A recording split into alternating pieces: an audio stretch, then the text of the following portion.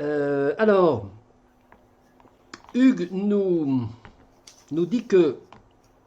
Je vais reprendre les arguments, puis après je vais en donner d'autres, éventuellement. À propos de... euh, donc, alors, Hugues nous dit que l'argument principal, un des arguments principaux pour justifier la croissance, c'est l'acquisition de richesse. C'est-à-dire, la croissance, s'il y a la croissance, vous allez être riche. Voilà. Et il nous dit qu'en fait, il nous explique très bien d'ailleurs que cette richesse, en fait, elle est illusoire. Elle est illusoire parce que c'est de la dette circule, etc. Bon. La question que je me pose, moi, c'est est-ce que les gens en ont conscience que c'est illusoire? Bien sûr. Voilà. Bon. Et donc, lorsqu'on dit qu'un argument n'est pas bon, et cet argument n'est pas bon, alors il peut être mauvais parce qu'on met on débusque un faux raisonnement, mais pour que notre contradiction, pour que la destruction de cet argument, me semble-t-il, soit efficiente, efficace, il faut que ça puisse être visible et démontré à celui qui a cru à cet argument. Alors, est-ce que l'entreprise qui consiste à démontrer à l'utilisateur moyen de la croissance que la richesse qu'il a créée est une richesse illusoire, bon, je ne suis pas sûr qu'il soit très facile de démonter cet argument pour je dirais, le croissanciste moyen. Ensuite, Hugues nous dit que la richesse, cette richesse qui sous-tend la croissance et qui est vendue comme objectif pour la croissance, objectif attractif, c'est une richesse en fait qui détruit. Une richesse qui détruit. Alors, elle détruit la planète, elle détruit l'environnement, voilà. Mais elle détruit aussi elle-même ce qu'elle crée, puisque cette richesse, disons, détruit la création monétaire, détruit l'argent, etc., etc. Et là, ça rejoint l'idée extrêmement intéressante de Joseph Schumpeter, hein, de la destruction créatrice. Parce que là, on parle du capitalisme, en fait. Hein, croissance et capitalisme. Voilà, alors, c'est pas synonyme, mais l'un ne va pas sans l'autre. Le capitalisme, c'est, je veux dire, le moteur de la croissance. On a vu dans le triangle du feu que le capitalisme, c'était l'activateur de la croissance. Sans capitalisme, pas de croissance. Sans étincelle, pas de feu. Voilà, bon. Et donc, cette destruction créatrice, alors moi je trouve personnellement que Joseph Schumpeter est extrêmement surévalué et que ce qu'il écrit sur le capitalisme n'a pas grand intérêt, mais bref, en tout cas il se trouve que cette destruction créatrice, ça a fait les beaux jours et les gorges chaudes des défenseurs du capitalisme. Alors ensuite, Hugues nous dit il y a une alternative. En fait, c'est s'enrichir sans consommer, s'enrichir avec autre chose que de l'argent. Bon, là, vaste débat, mais on est dans ce que je disais le troisième temps, c'est-à-dire on peut faire autrement. Alors ensuite, Clara, elle nous dit quelque chose de très intéressant. Elle nous parle de théologie du progrès inéluctable. Oui, alors c'est effectivement un argument. Un argument qui n'en est pas un, mais en fait, à partir du moment où quelqu'un vous dit ça se passe parce que, même si son argument ne vaut rien, même si on lui explique que sémantiquement c'est pas un argument, il se trouve que c'est quand même quelque chose qui nous est asséné. Hein. Et effectivement, je dirais que c'est peut-être l'argument le plus communément partagé de dire que la croissance, bon, elle est justifiée par le fait qu'elle est inéluctable. Bon, c'est une c'est un biais de raisonnement, mais c'est réel. Et ça devient, en fait, cet argument qui n'est pas un argument, devient souvent un argument dans la bouche du citoyen ordinaire qui nous dit la croissance c'est bien parce que la croissance est inéluctable. Voilà. Oui, les hommes ont toujours progressé. Homo sapiens a toujours progressé. Combien de fois, récemment, encore il n'y a pas longtemps, je me suis affronté avec un ami, d'ailleurs, qui me disait mais Homo sapiens a toujours progressé, etc. Voilà. Bon. Alors ensuite, Clara nous parle d'une espèce de cercle vicieux, c'est-à-dire cette course en avant, bon, qui là est une critique de nous allons nous allons produire pour pouvoir consommer, etc., etc. Et nous allons consommer pour pouvoir produire, nous allons produire pour pouvoir consommer, et consommer pour pouvoir produire. Alors effectivement, nous allons produire pour pouvoir consommer.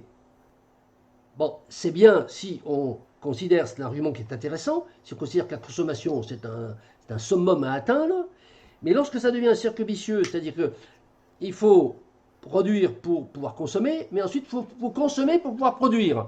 Bon, là, effectivement, se trouve que cet argument devient un piège d'un certain point de vue. Voilà, bon, c'est ça que j'ai vu dans ce que tu as dit, Clara. Après, tu nous dis qu'un des arguments aussi très importants, c'est que, je vais résumer, la croissance égale la protection sociale. Si vous êtes dans une société où il y a de la croissance, vous aurez une protection sociale. Si vous êtes dans une société où il n'y a pas de croissance, vous n'aurez pas de protection sociale. Voilà. Alors, c'est un argument que tu n'as pas vraiment détruit, d'ailleurs. Tu l'as cité. Bon. C'est intéressant de le critiquer, cet argument, avec des contre-arguments. Et il y a un argument qui est voisin-cousin, hein, c'est celui du ruissellement. C'est-à-dire, si les riches qui sont au-dessus de toi, deviennent encore plus riches, eh bien, toi, tu seras un petit peu moins pauvre. Voilà. Alors, ça aussi, bon, c'est un gros argument pro-croissance et qui convient de démonter. Pas facile à démonter, hein, le premier et le second, mais intéressant. Voilà. Alors, moi, je voudrais apporter mon petit grain de sel là-dedans. Alors, les arguments pro-croissance, il y en a des tas. Hein. Certains sont triviaux, hein, on les trouve sur les trottoirs, d'autres sont un peu plus élaborés, façon Schwab. Hein. Bon, on en parlera tout à l'heure. Mais pour moi, ils peuvent tous s'affilier à trois grands courants. Il me semble qu'il y a trois grandes lignes de force de justification de la croissance. C'est la richesse, le bien-être et la jouissance. Alors, dans un ordre qui n'est pas un ordre forcément, on va les mettre tous les trois, allez, tous les trois en pole position sur la même ligne. Bon. La richesse, on en a parlé. Hein. Bon, la croissance, vous allez être riche. Hein. Alors, cette richesse, c'est pas vraiment une richesse, nous dit Hugues. Cette richesse, c'est uniquement pour les riches, nous dit Clara, mais les pauvres vont devenir moins pauvres. Voilà. Donc, c'est tous ces arguments qui sont liés à avec la croissance, vous aurez la richesse. Ensuite, il y a toute une autre série d'arguments qui est avec la croissance, vous aurez le bien-être. Et là, là-dedans, je vais classer par exemple la protection sociale. On a beaucoup vendu alors, ça dépend, je dirais, des pays et des idéologies dominantes. Hein, dans les pays protestants, capitalistes, on a beaucoup vendu comme les pays anglo-saxons, on a beaucoup vendu. D'ailleurs, bon, Max Weber l'a bien expliqué avec son éthique protestante du capitalisme, que la croissance avait eu pour but l'acquisition de richesses. Voilà. Bon.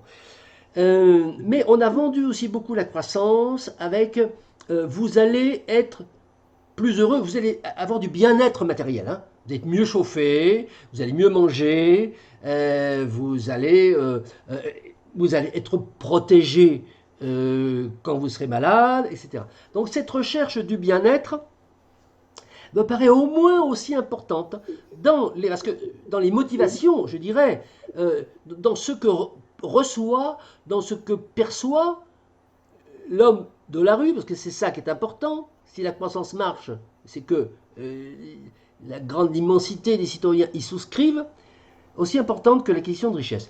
Et puis, le troisième pôle, c'est la jouissance. Alors la jouissance, en fait, c'est ça dont parle essentiellement Huygens.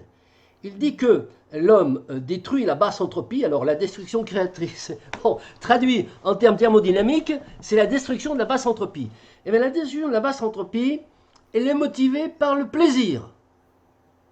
En fait, toute cette machine économique, avec des inputs de matière et d'énergie, dans la grande machine de la combustion économique et qui va sortir ensuite des produits et des services de consommation, eh bien c'est motivé par quoi? C'est motivé, bon, non pas la théorie, mais ce qui ressort en tout cas de ce que dit Reagan à plusieurs reprises, c'est parce que qu'est-ce que recherche l'homme là-dedans? Bah, il recherche la richesse, oui peut-être, il recherche le bien-être, mais il est surtout motivé par la jouissance. Il recherche le plaisir. Et bon, il est aussi un peu anthropologue du coup, en disant que alors Alain avait dit que la différence entre l'homme et l'animal c'était le rire, hein, bon, mais Rogan dit bah, c'est que l'homme il recherche le plaisir tout le temps. Voilà. Bon. La jouissance, et là ça me paraît être un argument le plus difficile à combattre, parce qu'il est réel. Il est réel, alors bon, je pense que c'est l'argument qui motive le plus les gens.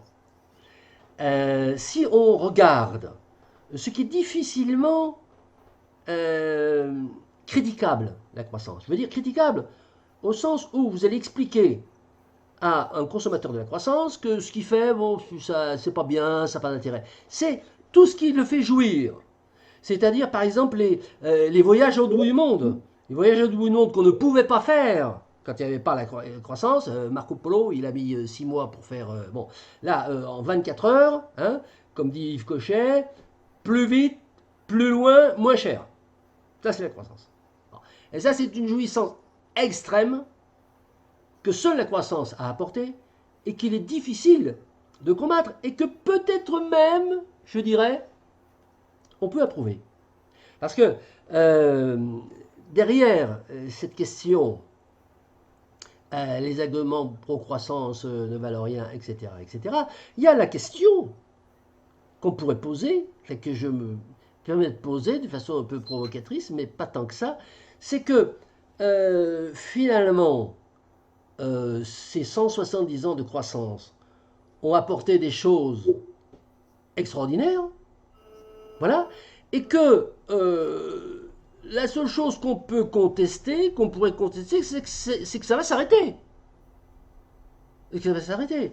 Parce que si on fait un bilan, bon, eh ben, je pense qu'on peut trouver des gens qui vont nous faire un bilan extrêmement, enfin, je dirais cornucopien de ce qu'on a fait et de ce qu'on a accumulé pendant ces 170 ans. Voilà, voilà de mon grain de sel tel que je voulais l'apporter à cet échange. Juste deux, trois petites réflexions pour terminer sur ce qui vient d'être dit. Hugues disait on